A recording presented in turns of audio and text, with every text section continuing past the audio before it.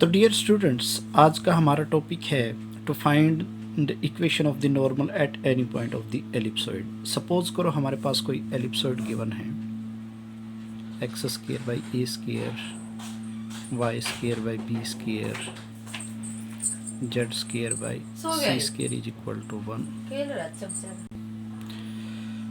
तो ये मेरे पास इक्वेशन ऑफ एलिप्सॉइड है। इस एलिप्सॉइड के सपोज करो इस पॉइंट P के ऊपर P x1 y1 z1, मैंने इसके ऊपर एक पॉइंट ले लिया। मुझे इस पॉइंट के ऊपर जो है वो नॉर्मल लिखना है। तो नॉर्मल लिखने से पहले मैं जो है एलिप्सॉइड के इस पॉइंट पे जो है वो टेंजेंट लिख लेता हूँ। तो equation of tangent, equation of tangent at P x1 y1 z1, इस पॉइंट पे जो है इक्वेशन ऑफ टेंजेंट हमारे पास है x1 बाई ए स्क्वायर। ये जो x स्क्वायर है ये कन्वर्ट हो जाता है x1 में by a square as it is, y1 by b square z1 by c square is equal to 1। तो ये मेरे पास इक्वेशन ऑफ टेंजेंट है।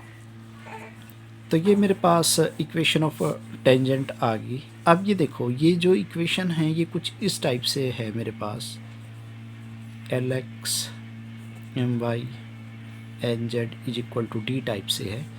तो यहाँ पे देखो Lx का जो कोफिशेंट है वो L है। तो यहाँ पे ये जो x का जो कोफिशेंट है इसको मैं L मान लूँगा।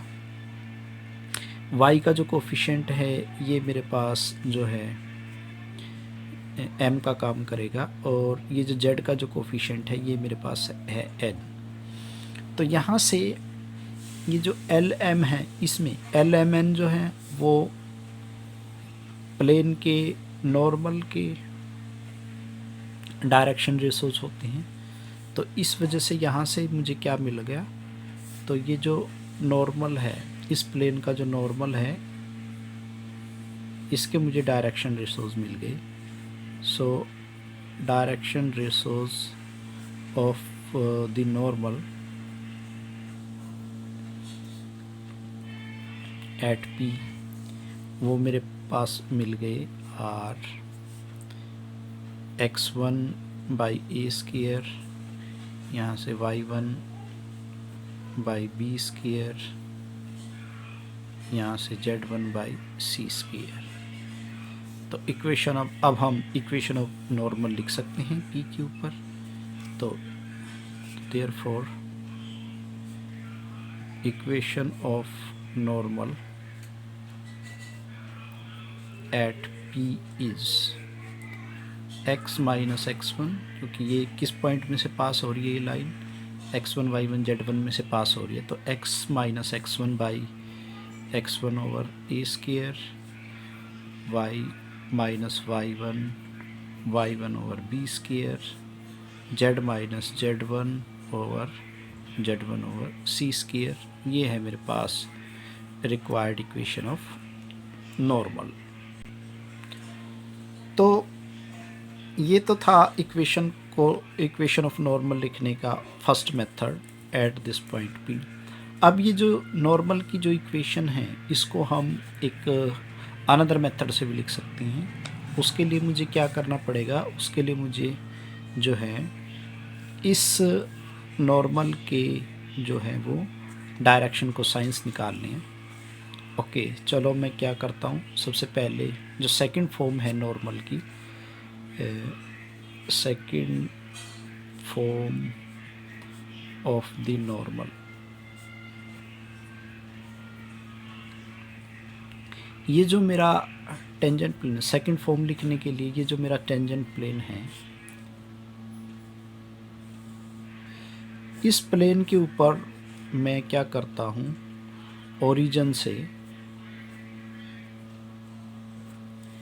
ये परपेंडिकुलर ड्रा करता हूँ। तो और इस परपेंडिकुलर डिस्टेंस को मैं सपोज कर लो P मान लेता हूँ। तो P is the perpendicular distance from the origin to this plane, to this tangent plane. इस tangent plane को आप 1 कह दीजिए। तो परपेंडिकुलर डिस्टेंस का फार्मूला हमारे पास क्या है? परपेंडिकुलर डिस्टेंस का फार्मूला है मेरे पास ये वाला जो पॉइंट है, ये हम इसमें डायरेक्ट पुट कर देंगे।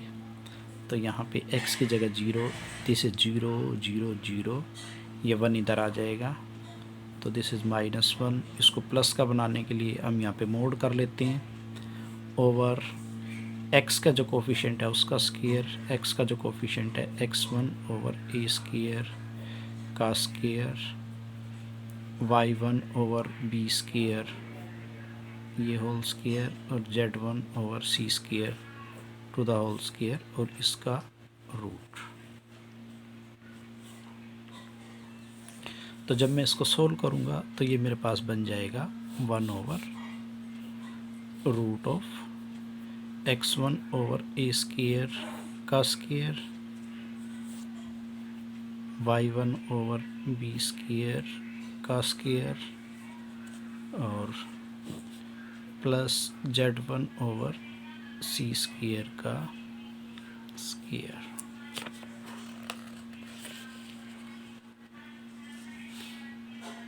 अब देखो, जो नॉर्मल के डायरेक्शन रेशोज तो हैं x1 over a square, y1 over b square, z1 over c square. तो एक्चुअल डायरेक्शन को साइंस, यहाँ से मैं क्या करता हूँ, एक्चुअल डायरेक्शन को साइंस निकाल लेता हूँ।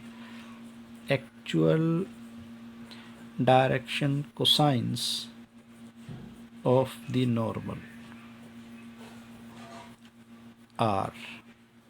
देखो डायरेक्शन रेशोज मुझे गिवन है, तो एक्चुअल डायरेक्शन कोसाइंस के लिए मैं क्या करूँगा, x1 ओवर a स्क्वायर, इसको मैं डिवाइड कर दूँगा किसके साथ, x1 ओवर a स्क्वायर का square, y1 over b square का square, z1 over c square का स्क्वायर, और इसका root. In the same way y1 over b square, इसको हम डिवाइड करेंगे x1 ओवर a स्क्वायर का square, y1 over b square का square, z1 over c square का स्क्वायर, ये root, and this is z1 over c square over x1 over a square का square, plus y1 over b square का square, z1 over c square का square. अब यहाँ से देखो, यहाँ से 1 by this thing, 1 by this thing is equal to p, तो मैं इसकी जगह 1 बाई दिस थिंग की जगह p यूज कर सकता हूँ। तो इस केस में मेरे पास ये जो डायरेक्शन कोसाइंस है ये कैसे नज़र आएंगे मुझे, this is p x1 over a square, p y1 over b square, p z1 over c square. यहाँ से मुझे जो है वो मेरे नॉर्मल के डायरेक्शन कोसाइंस मिल गए, मतलब एक्चुअल डायरेक्शन कोसाइंस। तो जब मुझे नॉर्मल के एक्चुअल डायरेक्शन कोसाइंस पता हो,